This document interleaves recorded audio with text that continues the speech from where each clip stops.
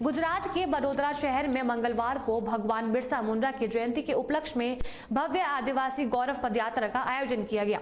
Birsa Munda circle से सादली तक निकाली गई इस पदयात्रा में उत्तराखंड के मुख्यमंत्री पुष्कर सिंह धामी भी शामिल हुए। बता दें, इस पदयात्रा में हजारों की संख्या में आदिवासी समुदाय के लोग पारंपरिक वेशभूषा और तीर कमान के साथ शामिल हुए। मुख्य अतिथि के रूप में पहुंचे उत्तराखंड के मुख्यमंत्री पुष्कर सिंह धामी ने सादली में आयोजित सभा को संबोधित करते हुए कहा, भगवान बिरसा मुंडा केवल एक नाम नहीं बल्कि आदिवासी स्वाभिमान और स्वतंत्रता संग्राम का प्रतीक है। उनकी विचारधारा आज भी हमें जल, जंगल, जमीन की रक्षा करने और अपनी संस्कृति को जीवित रखने की प्रेरणा देती है।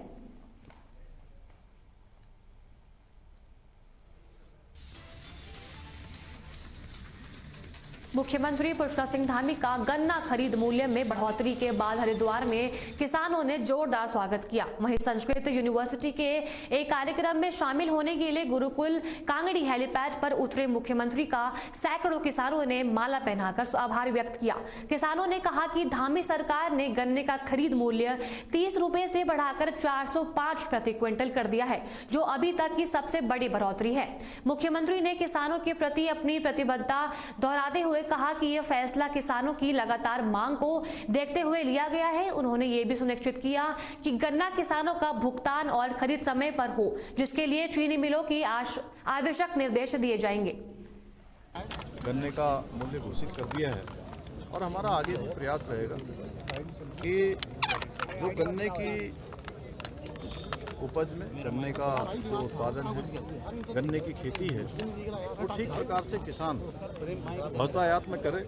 उसके लिए सभी मिलों को भी हम जल्दी उनको भी हमने निर्देशित किया है कि आगे चलकर इनके भुगतान की व्यवस्था समय पर करें, किसानों की तौल ठीक समय से हो जाए, गन्ना ज़्यादा देर खड़ा न रहे। बहुत बार गन्ना खड़े रहने से सूख जाता है और उसमें जो तुलाई में वो भी अंतर आ जाता है।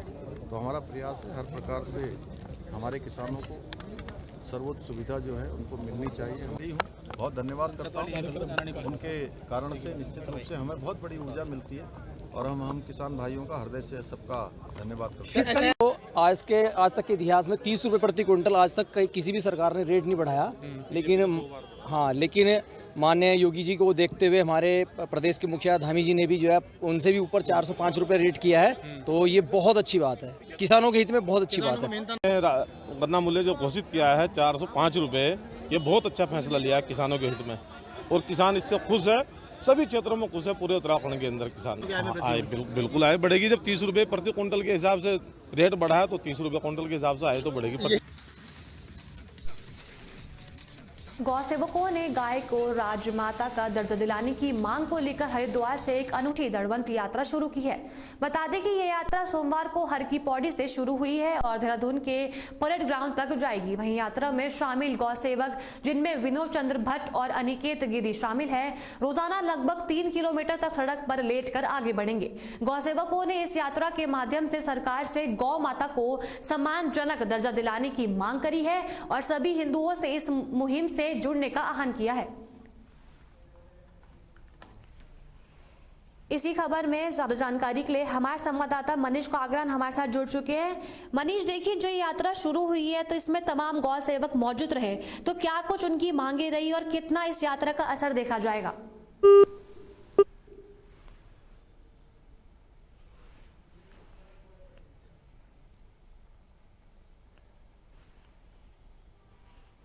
जैसे कि आप इन तस्वीरों में देख सकते हैं कि इस यात्रा में हमारे विनोद चंद्र भट्ट और अनिकेत गिरी शामिल हैं, जो रोजाना लगभग 3 किलोमीटर तक सड़क पर लेटकर आगे बढ़ेंगे। गौ सेवकों ने इस यात्रा के माध्यम से सरकार से गौ माता को सम्मानजनक दर्जा दिलाने की भी मांग करी है और सभी हिंदुओं से इस मुहिम से जुड़ने का आह्वान भी करा है।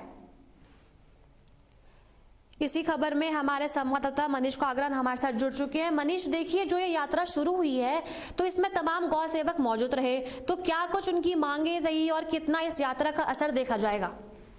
देखिए, बिल्कुल ये बता दें कि ये अनोखी एक यात्रा है, क्योंकि जिस तरीके से गाय को एक राज्य माता का दर्जा दिलाने के लिए जो गौ सेवक हैं, उन्होंने जो अपनी जो यात्रा है, दंडवत यात्रा है, ये शुरू करी है। क्योंकि ये जो दंडवत यात्रा है हमने ये बिल्कुल ही एक अनोखी यात्रा है जो गाय माता को एक राज्य माता का दर्जा दिलाने के लिए शुरू करी गई। ये हर की पौड़ी से शुरू करी गई है और ये देहरादून परेड ग्राउंड तक ये यात्रा जाएगी और जिसमें मांग करी गई है, जो राज्य सरकार है उनसे ये मांग करी गई है कि जो गाय माता है उस पर राज्य माता का दर्जा दिया जाए, क्योंकि इसके अंदर आप देखिए धीरे धीरे जो कारवा है ये जुड़ता जाएगा। क्योंकि हमने देखा कि आज ये यात्रा जब शुरू हुई तो जैसे ही आगे की तरफ बढ़ती चली गई तो इसके साथ जो गौ रक्षक हैं, जो लोग हैं, संस्थाएं हैं, इनके साथ जुड़ती हुई चलेगी और ये आगे धीरे धीरे अपनी तेजी के साथ बढ़ती हुई ये parade ground, Dehradun parade ground के लिए रवाना है। जी बहुत बहुत शुक्रिया मनीष हमारे साथ जुड़ने के लिए और जानकारी देने के लिए।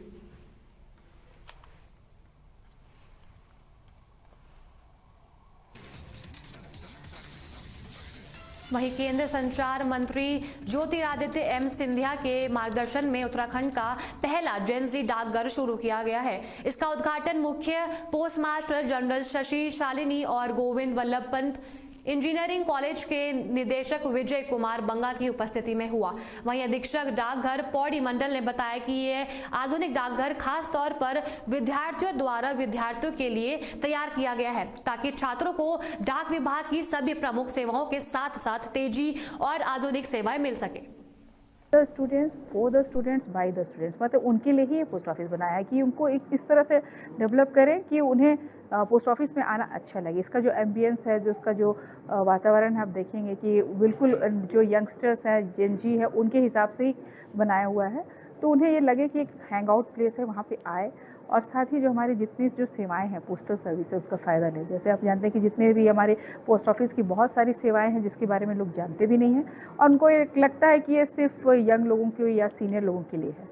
लेकिन इस पोस्ट ऑफिस खोलने का यही आइडिया था कि लोग यहाँ आएँ, स्टूडेंट्स आएँ, क्योंकि जितने भी पोस्ट ऑफिस की जो सेवाएँ हैं, जो हमारा जो डिपार्टमेंट है, डाक विभाग है, उसका यही उद्देश्य है डाक सेवा, जन सेवा। तो हम हर किसी को हमारे विभाग से जोड़ना चाहते हैं और खासकर आइडिया है वो बहुत अच्छा है जो हमारे जेनजीज को बहुत ज़्यादा कनेक्ट करेगा पोस्ट ऑफिस से कि कैसे आप डाक करें। इनकी स्कीमें हैं वो उनके बारे में पता चले जेनजीज को जो लेटर लिखना छोड़ चुके हैं। मैम ने हमें वही चीज़ बताई कि जो लेटर लिखना छोड़ गया है उसको लेटर को आप लिखें तो अपनी एक इमोशंस होते हैं जो लेटर्स में लिखे जाते हैं और आपको एक एक्सपीरियंस मिलेगा गुड सर्विस का कि आप लेटर कैसे पोस्ट करते हो। तो आपको कल के दिन कहीं आप जाओ, लेटर के अलावा अगर आपको कुछ चीज़ पोस्ट करनी है तो आपको पता रहेगा कि आपको कैसे चीज़ें करनी है।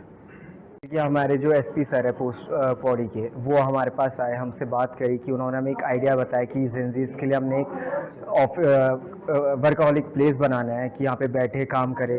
तो हमें मिनिमम 3 दिन लगे इसको पूरा डेकोर। तो पहली बात तो thank you so much ma'am, आपने बहुत अच्छा इनिशिएटिव लिया जो आपने पौड़ी में भी ये करवाया और हमने इस पर बहुत ज़्यादा मेहनत लगी है। इसमें हर दिन रात हम इस पर काम करते थे और हमने ट्राई किया कि बैंक को जेनजी वाले क्वांटिटी क्या कहते हैं आज का जो न्यू प्रेजेंट में वो है उसको दे सके। तो फिर हमने यहाँ पर वो क्रिएटिविटी दिखाई और क्या कहते हैं डिफरेंट पोस्ट ऑफिस से भी लिंक करा और जेनजी से भी रिलेटेड कुछ चीज़ें बनाई और इसमें बड़ी मेहनत लगी। And thank you so much ma'am, आपने हमें ये अपॉर्चुनिटी दी और हम भी आपको पे बैक कर सके उस चीज़ के लिए।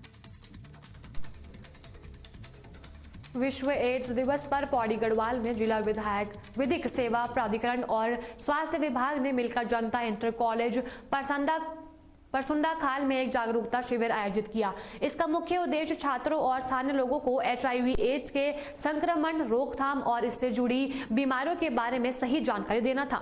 साथ ही प्राधिकरण सचिव नाजिज कलीम ने स्पष्ट किया कि एड्स से प्रभावित हर व्यक्ति के मौलिक अधिकार सुरक्षित है और उनके साथ भेदभाव नहीं किया जाना चाहिए। सालों में बहुत कम हुई है। हमारी एड्स कंट्रोल सोसाइटी जो डिस्ट्रिक्ट लेवल पे है इसको मैनेज करती है। 2022 से लेके 25 तक के हमारे पास आंकड़े हैं जिसमें लगातार एड्स के मरीजों में कमी आई है।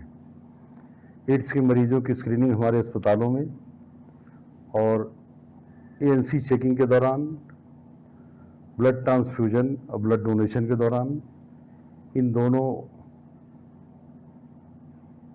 क्लिनिकल सिचुएशन में की जाती है।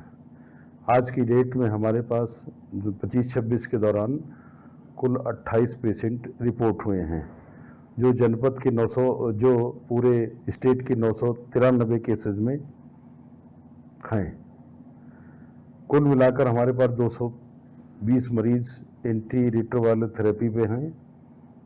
हमारे यहाँ 5 यूनिट हैं इसकी टेस्टिंग की जो CSC लेवल पर स्थापित हैं, और हमारा ART सेंटर जो है वो हमारे मेडिकल कॉलेज बेस श्रीनगर में है। तो इसी को संचेतित करने के लिए और जागरूकता पैदा करने के लिए प्रतिवर्ष 1 दिसंबर को हमारा एड्स डे मनाया जाता है, और आज भी इसका संचालन हमारी PHC की एक पसुंडा खाल और मेडिकल कॉलेज में इसका प्रचार प्रसार और संगोष्ठी आयोजित की गई है। इसके साथ ही हमारी जितनी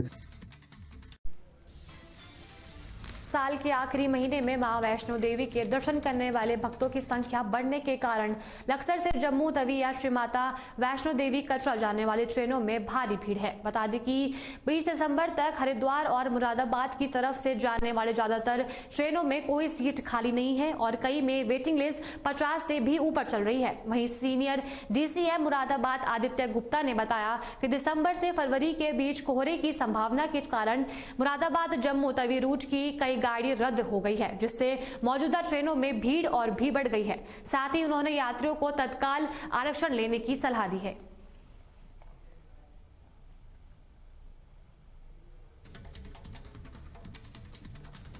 हरिद्वार में शनिवार रात को एक हुए एयरफोर्स के रिटायर्ड जवान भगवान सिंह के हत्याकांड का पुलिस ने चौंकाने वाला खुलासा किया है। बता दें कि इस हत्याकांड को मृतक के 21 साल के इकलौते बेटे यशपाल ने ही अंजाम दिया था। आरोपी ने पिता की संपत्ति हड़पने के लालच में 2 साथियों को 30 लाख रुपए की सुपारी देकर इस वारदात को अंजाम दिया था।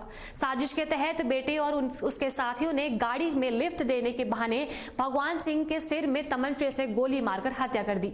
वहीं थाना पुलिस ने तीनों आरोपियों को गिरफ्तार कर लिया है और आगे की कानूनी कार्रवाई शुरू कर दी है।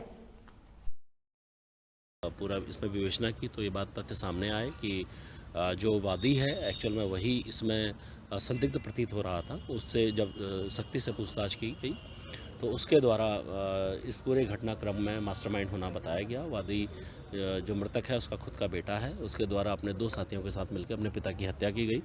अभी तक जो प्रारंभिक जानकारी हमारे सामने आई है उसमें जो अभियुक्त है उसको अपने पिता से जो पैसों को लेकर कुछ लगातार अनबन चल रही थी, और क्योंकि वो अपने पिता का इकलौता बेटा था, उसको पैसों की जो भी कमी वो फेस कर रहा था उसको अपने पिता को ही इसका जिम्मेदार मान रहा था। इसलिए उसके द्वारा अपने 2 साथियों के साथ मिलके 30 लाख रुपए में उसके द्वारा ये पूरी हत्याकांड के लिए दोनों को रैंसम देना, उसको पैसा देना स्वीकार किया है। और हमारे पास प्रारंभिक जानकारी आई है ये नशे की प्रवृत्ति में ज़्यादा इन्वॉल्व हो गया है और अपने जो इनके संगी साथी थे वो भी इसी के